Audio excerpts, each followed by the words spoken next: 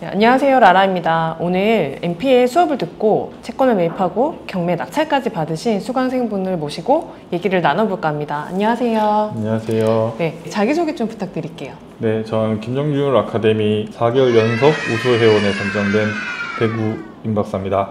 네, 저희 김종률 아카데미에 오시고 어떻게 강의를 수강하고 계신지 한번. 온라인으로 제가 주로 수업을 듣고 있고요. 네. 원장님 연구반 수업 지금 듣고 있고, 그다음 라라님 MPL 수업 들었었고, 블랙베리님 블랑 스터디 진행했었고요. 상가 정규반, 토지 정규반 또 온라인으로 수강을 했었고, 진짜 많이 들으셨네요. 특강들도 좀 수강을 했던 것 같습니다. 이제 강의를 들으면서 이제 경매 투자에 좀 관심을 갖게 된 계기가 있으실까요? 결혼하고 경매에 본격적으로 투자를 해봐야겠다, 공부를 그렇게 진행을 했던 것 같아요. 어떻게 결혼이 이제 경매 투자를 하게 된 계기가 어떤 거에 영향이 있으셨어요? 예, 혼자 살 때는 그 월급으로 충분히 생활했었는데, 네. 둘이 되니까 개인 월급으로는 좀 어떻게 할 수도 있는 게 없었고, 특히나 임신을 해서 이제 애가 나오게 되니까 더 돈이 더 많이 들 것 같고, 우리 애는 저처럼 이렇게 고생시키고 싶지 않아가지고 이제 월급 이외에 어떤 걸 더 할 수 있을까 생각하다가 경매라는 부분에 대해서 공부를 하기 시작했습니다. 그러면은 이번에 채권을 매입해서 낙찰까지 받은 물건에 대해서 혹시 설명을 좀 해주실 수 네. 있을까요? 그리고 경매집 보고 좀 설명을 드릴게요. 네네. 천안에 있는 청수지구에 네. 위치해 있는 물건이고요. 주변에 이제 검찰청, 법원, 세무서, 우체국, 경찰서도 있고 행정타운에 위치해 있고요. 그다음에 앞쪽에 배우 수요가 충분히 또 있는 위치인데, 여기 길 건너편에 지금 아파트가 더 들어서고 있는데, 네. 이쪽으로는 또 상가가 그렇게 활성화되어 있지는 않은 상황이라서 현장 가서 보고 원장님한테 배웠던 주동선 찾아가지고 주동선이 아니지 않을까라는 생각도 좀 하긴 했었는데, 어쨌든 1입지 안에 있는 그 메인 입지라서 임장을 하고 그 다음에 가치가 어느 정도 되겠다 충분히 파악을 한 다음에 이게 MPL로 하면 어떨까 해서 이제 접근하게 됐던 물건입니다. 이 사건 번호 하나에 물건 번호가 3개가 있잖아요. 네네. 지금. 그럼 이 3개를 다 낙찰 받으신 거예요? 네, 3개를 다 낙찰 그러면은 받았습니다. 이 3개를 합치면 3칸이다. 네네. 라고 얘기하시는군요. 그럼 3개가 지금 우층에 있는 건데, 네. 요거는 임차인은 그럼 어떻게 다 세팅이 되어 있었는 거예요? 5층 후면에 일단 위치해 있는 거였고요. 3개 중에 하나는 필라테스 학원에서 점유를 하고 계셨고, 2칸은 이제 무용학원에서 점유를 하고 계신 상황이었어요. 그래서 저 같은 경우에는 기존에 계시던 분들이랑 이제 잘 얘기를 해서 임차를 맞춘. 여기에 위치되어 있는 상가네요? 네네, 맞습니다. 근데 후면 쪽 상가라고 하면 노출이 좀 잘 안 돼서 네. 꺼리는 경우들도 많잖아요. 근데 이 상가를 딱 선택하신 이유가 있을까요? 원래는 제가 이 물건을 보러 간 게 아니고, 이 건물 1층에 나온 다른 물건을 보러 갔다가 네. 이 건물에 이제 5층도 나오고 뭐 8층도 나오고 9층도 나오고 2층도 나오고 여러 그 층에서 다 물건이 나와 있다. 이 건물에 그렇게 많이 경매가 진행 중이었던 네, 거예요? 건물이 전체가 지금 경매로 진행 중인 사건들이 있었고, 그 완료됐던 사건들도 있어가지고 1층을 보러 갔는데 그냥 나오기가 뭐 해서 갔는 김에 하나라도 더 보고 오자 싶어가지고 다른 층도 다 확인을 하고 그렇게. 일단 처음에 감정평가 금액이 일단 이 한 칸짜리 3억 2천이었었던 거고, 네. 유찰되고 2억 2,400 정도 됐다가 그 다음에 1억 5,700 정도 됐고, 그 다음에 또 떨어졌을 때 이제 4차 때 입찰을 하신 거잖아요. 네. 근데 이 물건을 보고 왜 일반 입찰이 아니라 이거 MPL로 접근하면 좋겠다라고 생각하신 어떤 이유가 있으실까요? 맘때가 제가 MPL 수업을 듣고 있었고 네. 그때가 2주차 네. 수업을 들었을 때라서 네. 유동화 회사에 한참 전화를 할 때였었거든요. 네네. 그리고 아까도 말씀드렸지만 1층에 있던 물건도 유동화 회사에서 진행을 하던 물건이라서 거기 전화를 했었는데 그렇게 친절하지는 않으셔서 네. 그때 당시에 이제 라라님한테 뭐 이런저런 이야기들을 여쭤보고 피드백 받은 거를 가지고 이 물건 유동화 회사 담당자하고 이제 컨택을 해서 협의를 하기 시작을 했었죠. 근데 여기 유동화 회사 담당이 더 친절했어요. 지금 그럼 1층이랑 지금 여기 낙찰받으신 물건이랑 같은 유동화 회사가 아니고 다른 유동화 회사에서 가지고 있었던 거 봐요. 여기 3차 때 입찰을 좀 결심하시고 이때 협의를 보신 걸까요? 네, 그 2차에도 끝났고 3차 진행되기 전에 이제 전화를 해서 금액이랑 이런 부분들에 대해서 계속 물어봤었고 한 번에 결정하지는 않았었고요. 그러면은 협상하는데 시간은 어느 정도 두시고 협상하셨어요? 3개월? 3개월이요? 그 마지막까지 네. 갔던 것 같아요. 거의 마지막까지 갔던 것 같고, 왜냐면 당시에 이 물건 말고 네. 좋은 물건들이 많았기 때문에 네네. 유동화에서 여기저기 계속 연락을 해서 이 물건뿐만 아니라 네. 여기저기 다른 물건도 보고 MPL로 계속 이렇게 접근하면서 담당자랑 통화하고 계속 하다가 이 물건이 협상이 좀 잘 돼서 계약해서 입찰에 참여하신 거겠네요. 네. 보시면은 지금 근저당 금액이 5억이 넘잖아요. 네, 맞습니다. 이 세 칸에 대해서 근저당 설정되어 있는 이 수협 거를 채권을 할인해서 매입하신 네, 거네요. 맞습니다. 이 채권을 매입하면서 좀 매입하는 과정에 대해서 조금 설명을 해주실 수 있을까요? 네, 그 수업 시간에 선생님이 충분히 설명을 해주셨기 때문에 저는 그대로 따라 했었고요. 처음에 몇 군데 유동화 회사에 전화를 했을 때는 채권 금액에 대해서만 깎으려고 노력을 했었다가 선생님한테 여쭤보고 그때 당시에 물건 가치에 조금 집중해라 라는 피드백을 주셔가지고 이 물건 가치를 분석하고 난 다음에 관리사무소에 미납 금액이 있는지도 확인을 했고 주변 부동산의 이제 시세나 이런 부분들도 확인을 해서 그 AM하고 다시 협상을 진행을 했었죠. 근데 당시에 이제 채권 금액이 어느 정도 되는지 확인을 했을 때는 채권 최고의 만큼 찼었다라고 당초에는 얘기를 했었는데 네네. 협의가 진행되고 마지막에 되니까 채권 최고 금액이 조금 모자른다라는 이야기도 해주시더라고요. 그래서 협상했던 금액은 한 1억 정도 제가 할인을 받아서 채권 최고보다는 1억 정도 할인을 받아서 진행을 했는데 마지막에 계약할 때 되니까 한 8천 정도 이제 할인해서 진행을 했던. 그러면은 처음에는 경매 물건을 보러 갔을 때는 1층 상가를 보러 가셨잖아요. 네네. 그리고 5층까지 보고 오셨고 갔는 김에. 네. 근데 이 상가를 시세 조사를 할 때 혹시 어떻게 조사하세요? 보통 대부분 상가라고 하면은 좀 시세 조사하는데 되게 어려움이 있어 하는데 왜 또 5층을 선택을 하시게 된 건지 좀 궁금하기도 합니다. 처음에 갔을 때는 이게 대로변에 위치해 있는 1층 상가였기 때문에 보러 갔었고요. 물건을. 1층 상가에 당시에 월세가 평당 한 15만 원 정도 수준으로 되어 있어서 그 정도면은 충분히 매력이 있을 것 같다라고 생각을 해서 갔었고 여기 뒤쪽에 먹자골목이 형성이 돼 있는데 이쪽으로 지금 공인중개사 사무실들이 밀집돼 있더라고요. 가서 제가 현장에서 4군데 정도 중개사 사무실을 방문을 해서 경매 때문에 왔다 솔직하게 말씀드리고 1층 물건에 대해서 이제 여쭤봤었죠.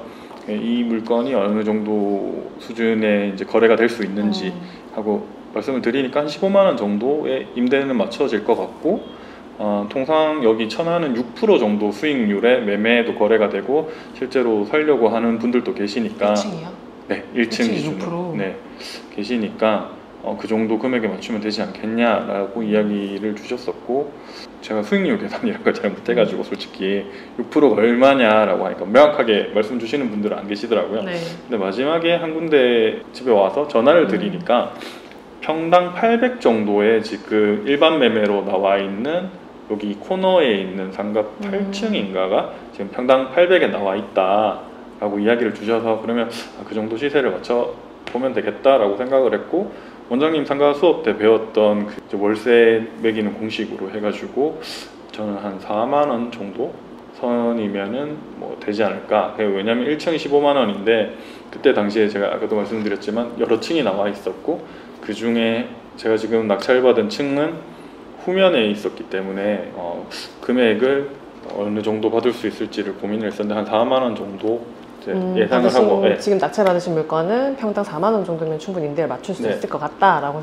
생각하셨다는 거예요? 생각을 해서 들어갔고요. 왜 제가 5층을 했냐면 네. 날짜가 제일 빨랐어요. 5층이 다른 건 아니었고 입찰일이 다른 게 아니고 입찰일이 제일 빨랐다. 네, 왜냐면 1층은 저기 유동화 회사에서 자기들이 매입을 해서 맞추겠다라는 의지를 저한테 표명을 하셨고 방어 입찰해가지고 본인들이 낙찰 받고 나서도 미납하지 않고 그냥 진행해서 매입해가지고 자기들이 가지고 가겠다는 얘기인 거네요? 그렇게 얘기를 하시면서 그렇게 이 해당 건물 6층에 있는 물건을 본인들이 그렇게 진행을 했었다라고까지 이야기를 해주시더라고요.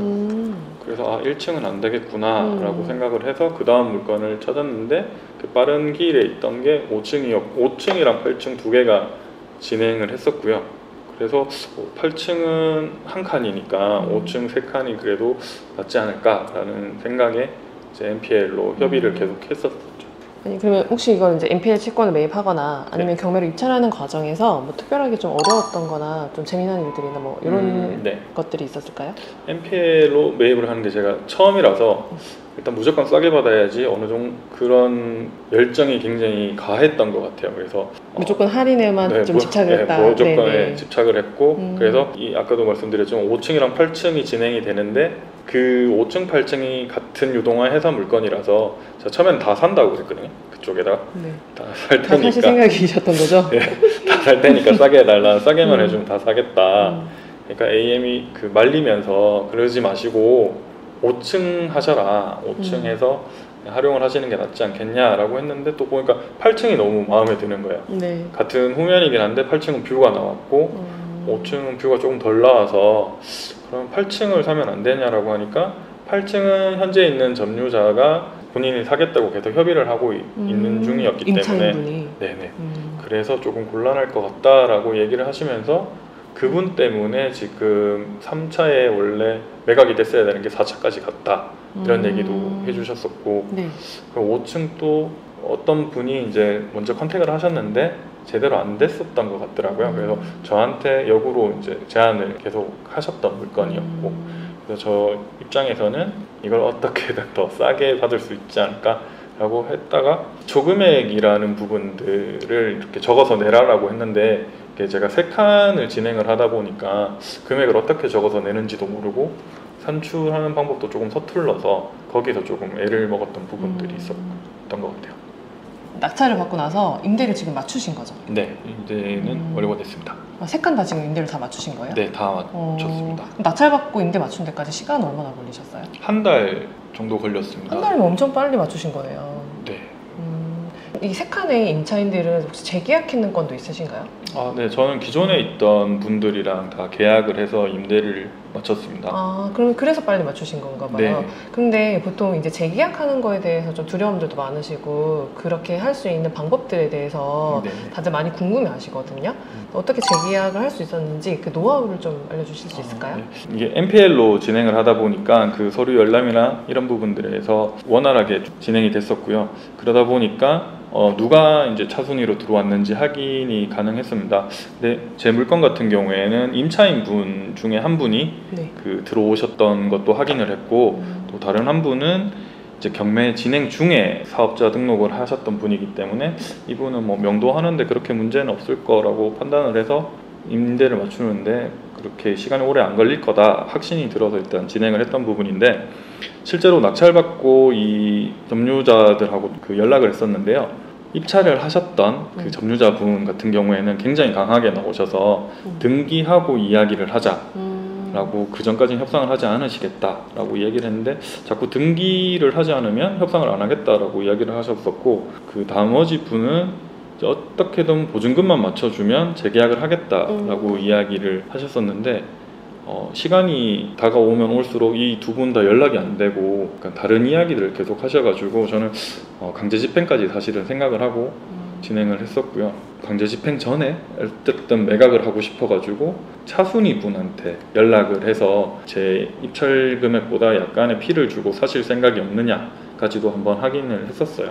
아, 이게 강제 집행을 진행하기보다 네. 오히려 그냥 조금 낙찰받은 금액에서 수익을 조금만 얹어서라도 그냥 매각을 또 한번 할까라는 생각도 하셨고 그래서 네. 임차인이랑 재계약하려고 준비하시면서 또 차순위 분한테도 네. 매각을 하려고 또 한 번 더 알아보시고 이렇게 다양한 방법으로 이제 물건을 진행을 하신 거네요. 네, 맞습니다. 그래서 이거 진행하면서 약간 저항이 있었는데 그 원장님 상가책에 보면 당진이었나요? 거기 룸사롱 명도하신 부분이 있었거든요. 그래서 저도 약간 그런 전략을 사용을 했는데 그러면 다 뜯어서 나가셔라 다른 데로 가시면 된다 라고 이야기를 드리니까 그러지 마시고 자기들하고 이제 계약을 하자 라고 해서 약간 월세 조정만 조금 하고 이제 계약을 했는데 그분들 원래 내시던 월세보다는 많이 받았고요. 많이 받으셨어요? 네, 와. 그분들보다는 많이 받았습니다. 엄청 협상 잘하셨나봐요. 그러니까요. 아, 어떻게 협상하신 거예요? 그 원장님 얘기하신 대로 그냥 철거하고 나가 이렇게 얘기하니까는 세게 나가시니까. 네, 맞습니다. 철거하고 나가고 다른 들어올 사람이 맞춰져 있다. 라고 그렇게 얘기를 드렸더니 백기를 들고 나오시더라고요. 아, 이거 지금 영상 보시는 분한테 엄청 꿀팁일 것 같은데요? 사실 다들 명도하는 거 되게 어려워하고 재계약은 당연히 꿈도 못 꾸실 텐데 이것도 엄청난 꿀팁인 것 같습니다. 현장에 인테리어가 원체 많이 돼 있어가지고 그리고 한 3년 정도밖에 안 됐기 때문에 가능했던 것 같습니다. 인테리어 시설이 좋아서 네. 임차인분들이 철거하면 엄청 손실일 것 같다고 생각이 드니까 오히려 조금 더 월세 올리더라도 재계약을 할 거다라고 네. 생각하셨다는 거네요. 네네. 처음 예상했던 수익보다는 조금 깎아드렸고 보증금도 깎았기 때문에 처음에 예상했던 수익보다는 만족스럽지는 못하지만 그래도 첫 상가 낙찰이었고 뭐 이자 내고도 일정 부분 남기 때문에 저는 저대로 만족은 하고 있습니다. 아, 이번이 그러면 처음 상가 낙찰 받으신 거예요? 네. 아, 근데 그걸 NPL로 매입해서 낙찰 받으신 거였어요? 네.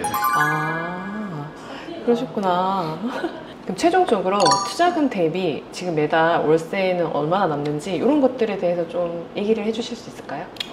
투자금은 대출은 제가 90%로 받았기 때문에 대출을 90%나 받았어요? 네, 받았고 와, 대박. 그래서 제 돈이 거의 들어간 건 없는 상황이고요. 거기에 보증금까지 받으셨으니까. 네, 보증금도 받았고 그래서 들어가는 부분들은 다 해소를 해서 제 돈이 들어간 건 없는데 지금 돈이 하나도 안 들어갔다는 얘기신 거예요? 네, 맞습니다. 야, 대박이다. 이거 어떡하지? 네. 미칠 전인가요? 네, 전입니다. 네. 4월달에 낙찰 받으신 건데, 와, 그러면은 돈이 남아요? 풀피인 거예요? 네, 풀피로 봐도 아니, 첫 정말 것 같습니다. 낙찰인데 NPL로 했어. 그 다음에 풀피야. 이거 어떡할 거야? 와, 대박인데? 와우. 아, 그러면은 매달 그러면은 지금 네. 무피, 아니, 지금 무피가 아니라 풀피인데, 그러면은 월세 받으시잖아요. 네. 거기서 이자도 내고도 매달 남는 돈이 있으신 거예요? 네, 이자 내고 제가 화재보험료 내고 그다음에 법무사 기장료까지 내고 조금 남습니다. 조금. 아니, 비용을 지금 다 내고도 지금 돈이 남는다는 네. 거잖아요. 와, 이거 대박인 거 아니에요? 풀피에 지금 돈이 남는데. 어? 근데 나중에 또 시세 차익도 볼 수 있으니까. 워낙 싸게 받으셨어요. 진짜 싸게 받으셨어요. 이게 좀 시기가 또 좋아지면 또. 그래서 이거 지금 매도를 할까 싶어서 내놓긴 내놨는데 그냥 거기 중개해주신 그 중개사님한테만 내놨는데 좀 싸게 내놨죠. 6억 천에 지금 내가 6억 천. 1억만 발라보자 라고 해서 아니, 지금 전체 다 합쳐서 색깔 색깔 다 합치면 얼마 사신 거예요? 5억 천에 샀죠. 5억 천에 사고 저 바로 6억, 매달리니까? 6억 천에 내놨는데 될 것 같기도 하고 조금 더 견디면은 더 올라가긴 할 건데 다음 더 좋은 물건이 지금 보여가지고 빨리 이렇게 매도해서 그냥 돈 조금 돈. 대박이다. 싶어서 지금 하고 있습니다. 라라님 강의가 그러면 실제 투자에 어떤 영향을 미쳤는지. 라라님 강의 듣고 첫 유동화회사에 전화했을 때가 아직도 기억나는데요. 네.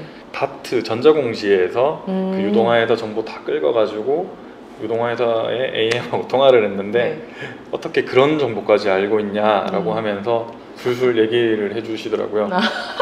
그리고 실제로 계약했는 유동화회사 AM은 제가 몇 번 해본 줄 알았다. 그래서 되게 고수인 줄 알고 자기들도 조금 제가 잘 가르치는 덕분인 거죠? 계속해서 수강생 낙찰사를 찍고 있는데 대부분 나오시는 분들이 강의 그만하시라고. 네, 그러니까 안 그래도 지금 최근에 지난번 촬영하신 수강생분이 또 최근에 또 낙찰 받았어요. NPL 매입해서. 네, 히어로공님. 그래서 매번 항상 오는 카톡이 선생님 제발 강의 좀 하지 마세요. 요즘에 NPL 협상이 너무 어려워지는 게 다 쌤이 큰 것 같습니다. 이렇게 말씀을 며칠 전에도 주시더라고요. 강의 그만하시라고. 수업 중 특히 도움되었던 내용이나 활동이 있었나요? 일단 유동화회사 AM하고 어떻게 협상을 해야 되는지에 대한 팁들도 주셨었고 계약 과정에 있어가지고 어떻게 진행이 된다를 먼저 알려주셨기 때문에 저도 그거에 대해서 숙지를 하고 협의를 하면서도 조금 편했던 부분들이 있었던 것 같고요. 특히나 유동화회사 정보 찾아내는 부분들에 있어가지고 잘 알려주셨기 때문에 쉽게 했던 것 같습니다. 이번 투자에서 근데 가장 중요한 교훈? 아니면 배운 게 어떤 것들이 있을까요? 일단 AM의 말은 다 들을 필요가 없고 네. 그다음에 100% 믿을 필요 없다. 100% 믿을 필요가 없다. 그리고 배려라고 하는 게 결국은 협상이나 이런 부분들에 있어서 발목만 잡을 뿐이지 굳이 배려를 한다고 할 필요가 없는 것 같다라는 걸 이번에 좀 많이 배웠던 것 같습니다. 그냥 유동화회사의 담당자 말만 믿지 말자라는 네. 얘기신 거네요. 현장을 네. 가서 보고 물건 가치를 정확하게 판단을 해야지 유리하게 끌고 갈 수 있는 부분들이 있는데 이 사람들은 결국 너무 많이 알고 있기 때문에 그래서 제가 아는 거가 없으면 끌려다닐 수밖에 없다라는 걸.